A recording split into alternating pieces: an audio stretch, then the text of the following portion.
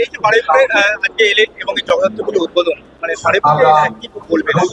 আমি সবাইকে মানে কমিটির সকল সদস্যকে অনেক অনেক শুভেচ্ছা জানাতে চাই যে তারা এত সুন্দর তাদের যে প্রচেষ্টা, এত সুন্দর একটা মণ্ডপ আর এত সুন্দর মায়ের প্রতিমা যেটা দেখে বাকরুদ্ধ হয়ে গেছি, সেটা সব থেকে ভালো লাগছে। আর সত্যি আমরা সবাই জানি কলকাতাবাসী যে আমাদেরকে চন্দননগর যেতে হয় এই জগদ্ধাত্রী পুজো উপলক্ষে, সেটাকে আসল উদযাপন ওখানে যেভাবে মানুষেরা করে সেটা দেখার জন্য। কিন্তু কলকাতার বুকে এত সুন্দর পুজো, সেটা না এলে বুঝতাম না। নতুন করে একটা উদ্যোগ যে যারা মানুষের সঙ্গে থাকে এবং পুজোর 4টে দিন এক টাকার বিনিময়ে ভাত হয়, তো তার একটু এই যে নতুন কোর্স সম্বন্ধে একটু আমার মনে হয় যে কোনো পুজো, যে কোনো উৎসবে মানুষের ঐক্যতা আরো বেশি বাড়ে। পুজোর সময় আমরা একসাথে সবাই মিলে অনেকটা সময় কাটাই। তো পুজোটা শুধুমাত্র উপলক্ষ নিজেদের ভালোবাসা, নিজেদের এই বন্ধন, এটাকে সেলিব্রেট করার।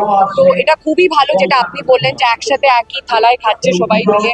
আমার মনে হয় এইভাবেই পুজো সেলিব্রেট করা উচিত। সবাইকে বলবো, মায়ের কাছে এটাই কামনা করবো, সবাই ভালো থাকুক, সুস্থ থাকুক, আর আমরা সবাই যাতে একে অপরকে ভালো রাখতে পারি। আর ব্যাস, আমার মনে হয় সুস্থতা সব থেকে বড় প্রার্থনা।